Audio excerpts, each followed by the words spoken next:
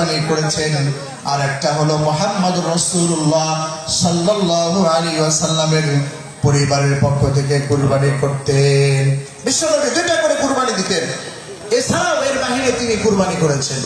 প্রিয় ভাইরা আমার, রব্বুল আলামিন খুব ভালো করে বুঝতে হবে, যখন ইব্রাহিম আলাইহিস সালাতু ওয়াস সালাম কুরবানি করেছিলেন কেবলমাত্র শুধুমাত্র আল্লাহ তাআলার সন্তুষ্টির জন্য। কার জন্য?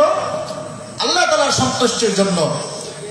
আল্লাহ তাআলা চান যে আল্লাহ আমাদেরকে যে সম্পদ দিয়েছেন, এই সম্পদ থেকে কিছু অংশ আল্লাহ তাআলার সন্তুষ্টি অর্জনের জন্য, আল্লাহ তাআলার জন্য কুরবানি করা, উৎসর্গ করা, এটাই কেবলমাত্র প্রকৃত কুরবানি। সুবহানাল্লাহ। আমার সম্পদের কিছু অংশ থেকে আল্লাহ তাআলাকে সন্তুষ্ট করার জন্য কুরবানি করা, এটাই হলো প্রকৃত কুরবানি।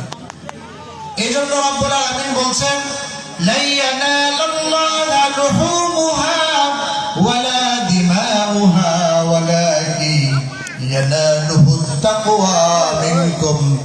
রব্বুল আলামিন বলেন, তোমরা যে কুরবানি করো, কুরবানিকৃত পশুর গোশত, রক্ত কোনো কিছুই আমার কাছে পৌঁছায় না। আমার কাছে কেবলমাত্র শুধুমাত্র পৌঁছায় ওয়ালাকিন ইয়ানালুহুত তাকওয়া মিনকুম।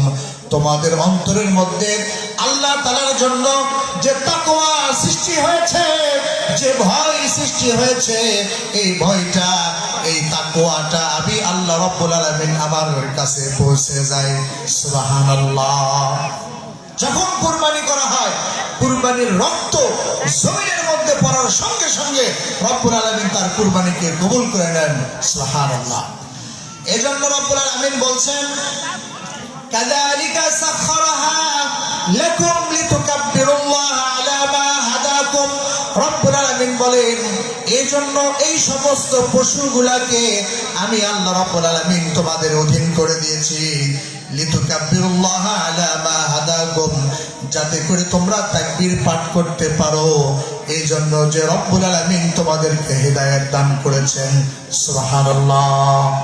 আমরা এই যে কুরবানির পশু জবাই করলাম, জবাই করার পরে রব্বুল আলামিন বলছেন যে এই পশুর রক্ত, গোশত কোনো কিছুই রব্বুল আলামিনের কাছে পৌঁছায় না, এগুলো আল্লাহ তাআলা তোমাদের জন্য হালাল করে দিয়েছেন। সুবহানাল্লাহ।